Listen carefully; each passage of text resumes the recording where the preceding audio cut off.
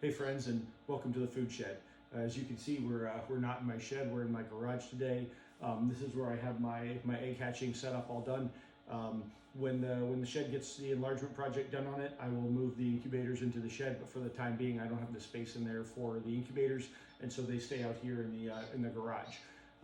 What I have is the two incubators are CT120s. They come from Hatching Time.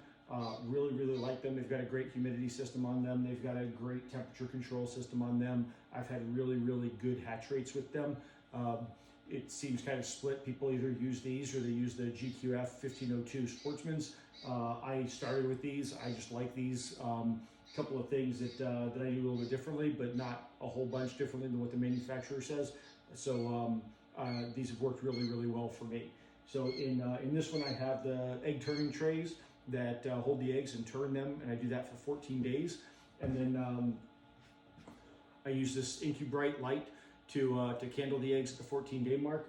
And what I do with candling is I just shine the light in there. If the egg looks like it's a solid mass with a little air pocket at the top, I know that that egg is fertilized and developing, and that's going to move into the hatcher. If the egg looks like it is just glowing, the whole thing glowing, I know that is not a fertilized egg, and that goes into the trash. In here, the eggs go into a basket like this. Top comes off, the eggs go in. I do put a shelf liner inside to give them some more traction, and then put the top on, which is easier to do close to me. There we go. So I put the top on and I slide it in there, and then the eggs sit in there until the birds hatch. This gives them a nice area to kind of run around in, and for the first couple of days after they hatch, until I take them out. I usually leave them in there about 48 hours from first hatch to allow as many birds as possible to hatch before I break the lockdown.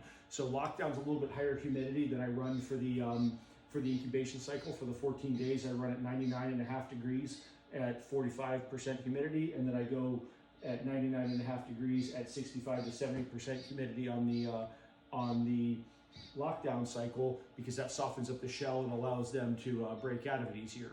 And the reason I wait the 48 hours from when the first one hatches is if you open that door to get in there and get the first one out, every bird that is pipped cracked the egg. From the time before you open the door until you open the door, if they're not fully out of that egg, when you open that door, it drops the humidity significantly. The membrane inside the egg can actually shrink wrap them and suffocate them. So in order to minimize that to the max extent practicable, I give those birds about 48 hours in there before I start taking them out. The way I get the majority of my hatch done. Every once in a while I have one or two pop up after that 48-hour mark, but for the most part after 48 hours my hatch is complete. The birds have enough nutrients from inside the shell that they've absorbed before they hatch that they're really good to about 72-ish hours. I don't like to push that envelope too far. I do like to take them out at the 48-hour mark, get them into this temporary brooder, get them some food and some water. I do grind up the food to make it easier for them to eat. Some people say you don't have to. My perspective on that is it doesn't take much effort to grind up the food. And if I grind it up small enough that they can eat it readily, then they're not picking through the food, wasting valuable energy they should be using growing to find food they can eat. That food is readily accessible to them in there in every bite that they're going to take. So food there, water there, and obviously a heat lamp here, because they're young, they're not fully feathered, they're coming out of a 99-degree incubator and going into the box, and so the heat lamp helps them until they develop feathers. There's other ways to do this. There's ceramic plates, there's infrared heaters, there's all kinds of things. I stick with a standard red bulb heat lamp because it works, and I keep it on the outside of the cage at all times, so I'm not worried about a bird jumping up and hitting it and causing a fire or anything of that nature.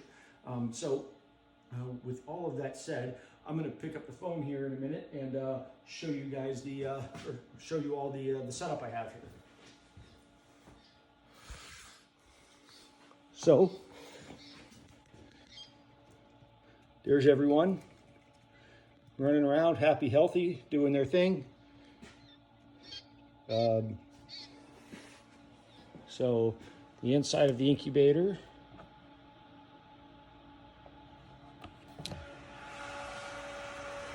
You can see the eggs in the egg turners there. These egg holders did not come from the company that sells them.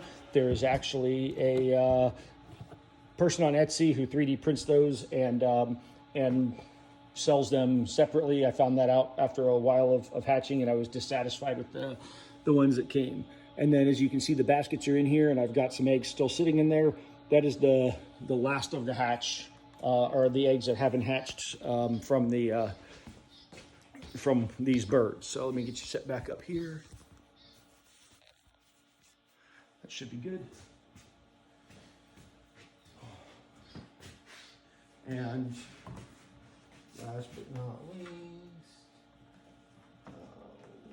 where's one of the little friends without being too crazy here? There we go. Come here, handsome.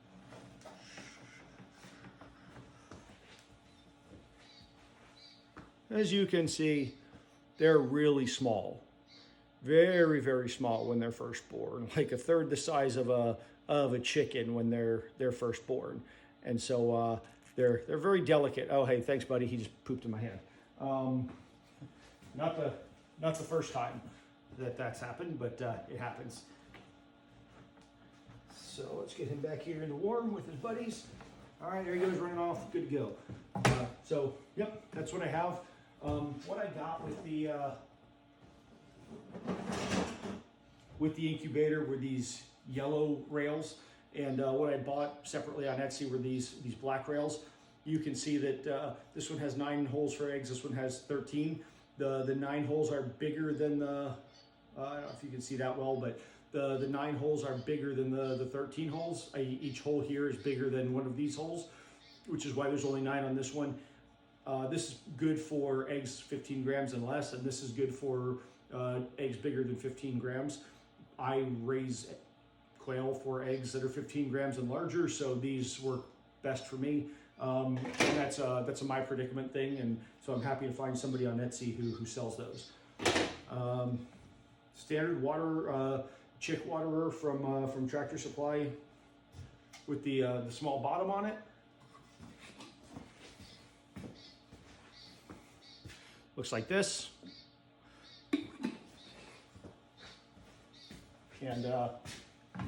And that's what I use to water them. I don't put marbles in it. I just put the water in it. I've heard people say if a chick gets its head stomped on while it's drinking water out of this, it can drown.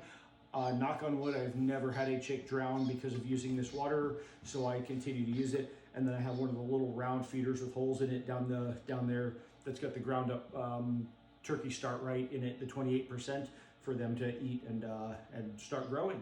And then, like I said, they'll be in this for about another day or so while I check out to see if anybody else hatches. And if they do, I'll put them in here. And then all at once, I will move them out to the top brooder. The top brooder has 1/4 inch by 1/4 inch bottom wire on it, so it's good for their small feet. And it's got the heat lamp already out in the shed, ready for them to go once everybody finishes hatching.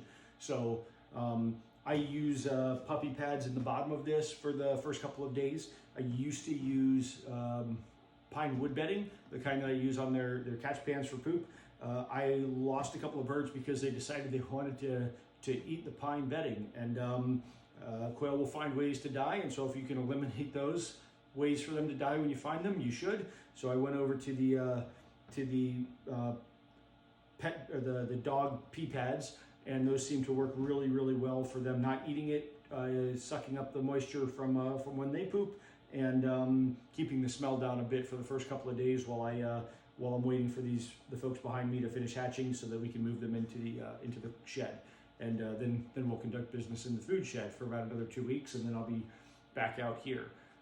Next time I'll try to get me pulling them out of the incubator and opening the tray up so that you can see how that goes. It slipped my mind this time with these ones. If for some of these more hatch, I'll show you me pulling them out and putting them in the thing. Yep, that's what I have. So hope you enjoyed it. And as always, everyone have a great day, and thanks for watching.